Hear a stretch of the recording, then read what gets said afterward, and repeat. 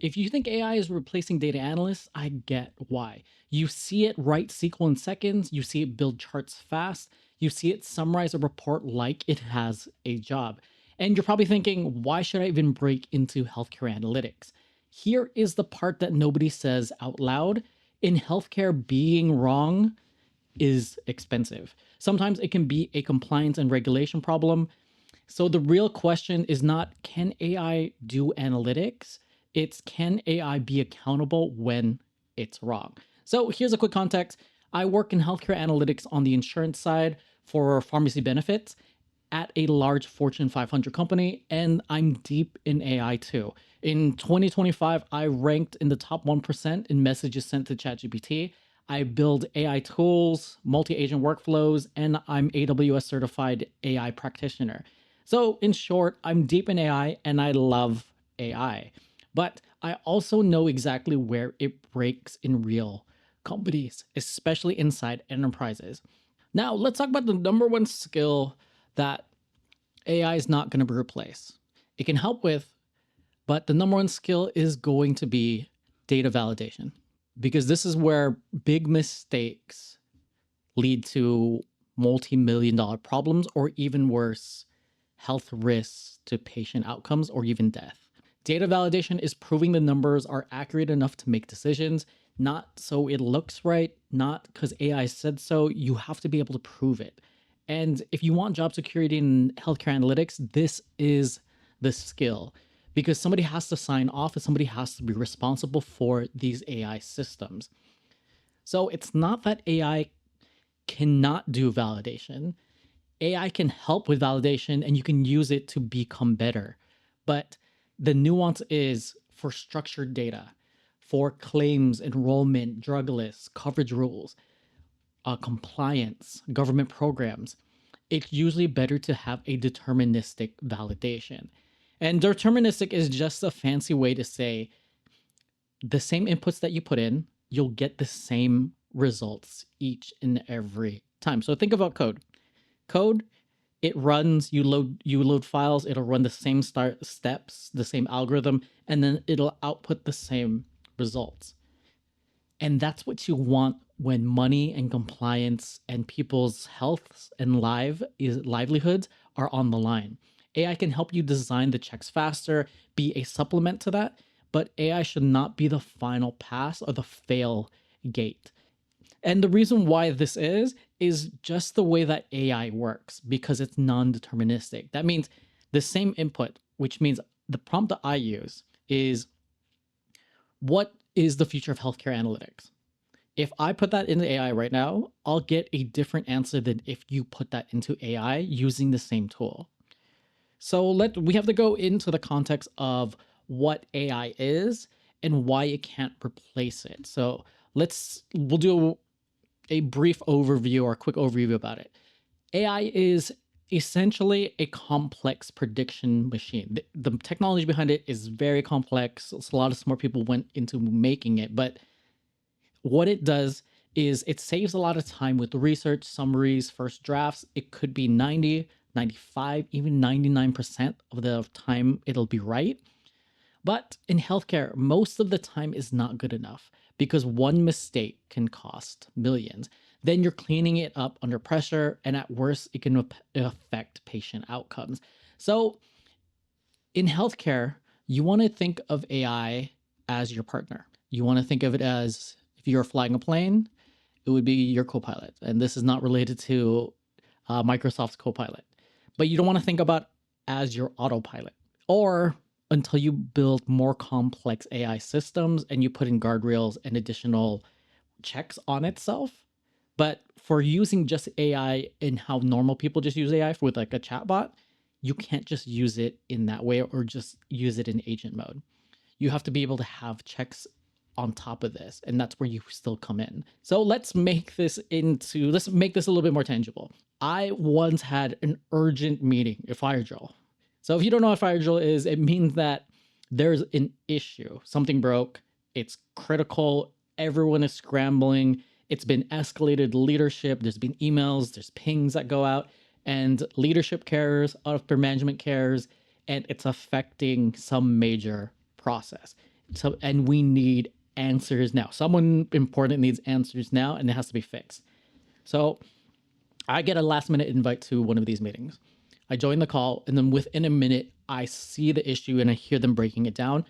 And it looks like it's tied to data that is handled by my team. I dig into it deeper. It looks like it's handled by the tools that I run, the applications that I've built. And my stomach drops when I look for the specific issue. And now it feels like it's in my data. So it's because of me. My stomach drops, and I felt the room lose air, and it became suddenly hard to breathe. My mind went to the very first worst thought is, did I just cost the company millions? Because they were talking about the member impact about this and the potential downstream impact and like what they're seeing and how it got escalated. Now I thought, am I getting fired? So I kept checking everything. I checked the tables, I checked the queries, I checked validations, I checked every step, and the error was persistent in every step. And now I'm thinking, how did this pass my validations? And the validations didn't work. In the multiple validations didn't work at this time. There's a few issues. And I never forgot that feeling that I might have cost the company millions of dollars.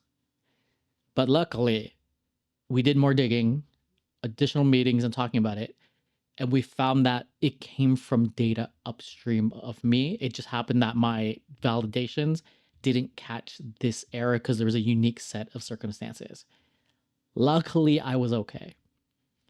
And the process that broke was okay. It just became a systems problem.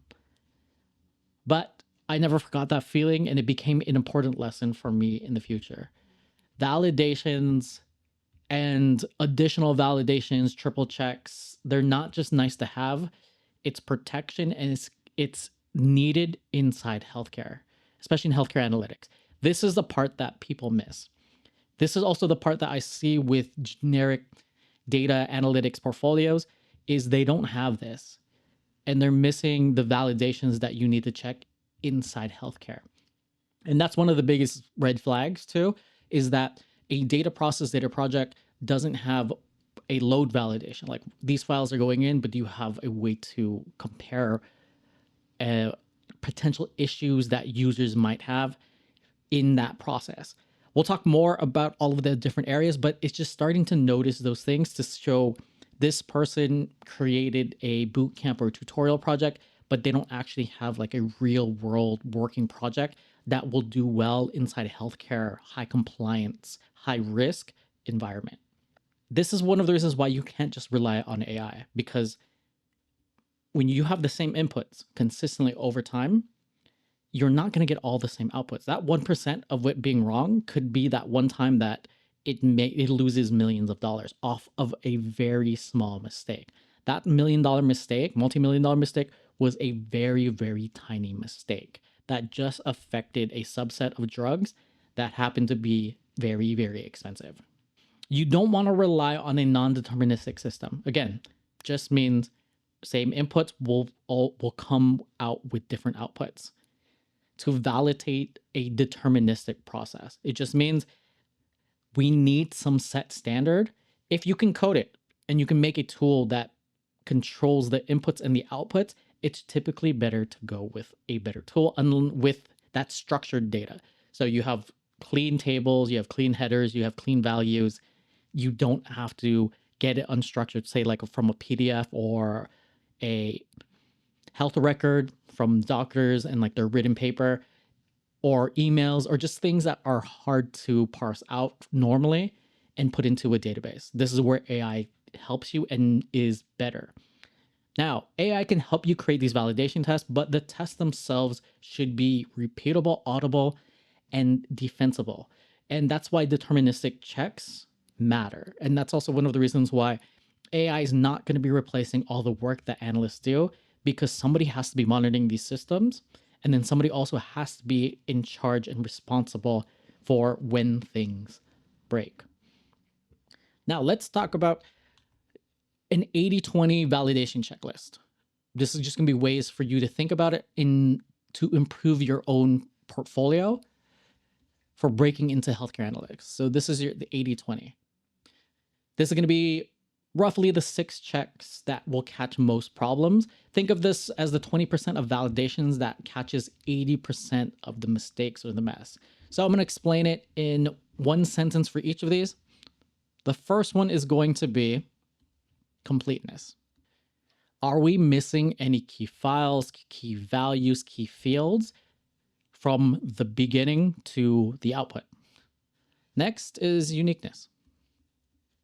Do we have duplicates where we shouldn't have duplicates, where we only should have a unique value or key, one member, one health outcome?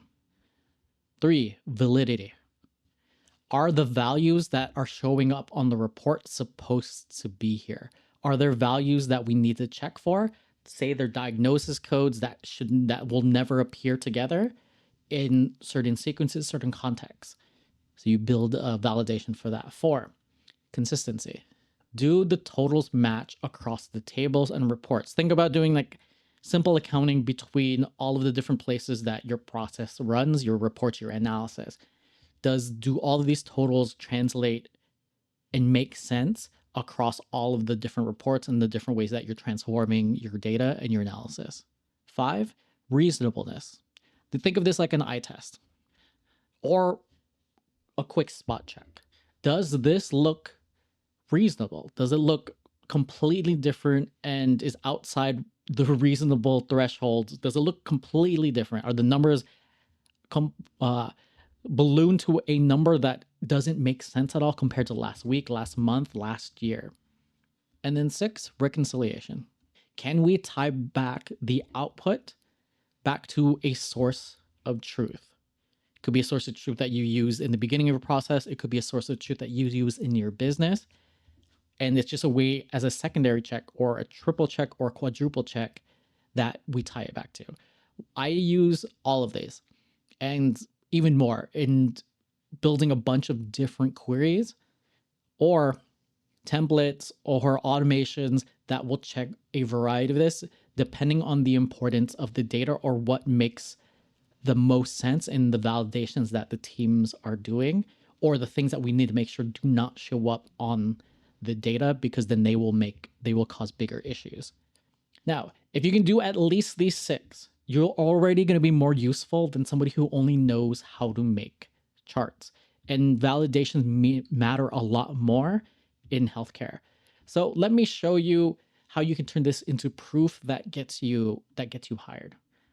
So because of this and how AI can be wrong and there's massive risk for the small cases, and there has to be somebody who's responsible when AI goes wrong, then this is why AI is not replacing analysts, but AI is going to replace analysts who don't know how to keep up. Because you're going to have, in the future, the way that I see it and the way that I've been talking to a lot of people about it is you're going to be managing these AI agents. You're going to be managing their output and then directing them in the right directions and then placing these validations and checks to make sure that their work is good. You're going to act more like a director managing a team rather than an analyst doing the work. But you need to know enough to check their work and to make sure they aren't messing up. So no, AI is not replacing healthcare analysts the way that people think. AI replaces the easy parts. The validation is the hard part, because validation is accountability.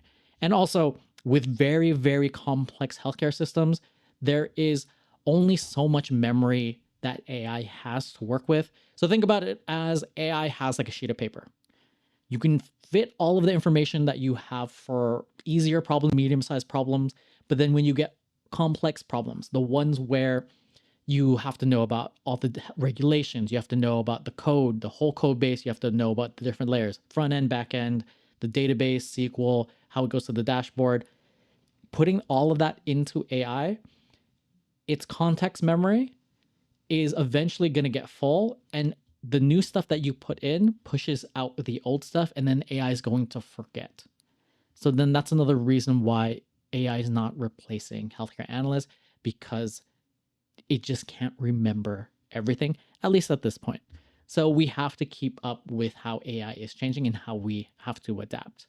And if you want to break into healthcare analytics or and build real experience, apply to our Healthcare Analyst Lab. This is where I help you, and we have a community help you break into healthcare analytics, and where I do deeper dives. Application link is in the description below. It's free currently as we test things and we want people to be active and see what works for you. So apply, and if you're accepted, I'll see you inside. And until then, query responsibly and watch this video on the best roles to break into healthcare analytics.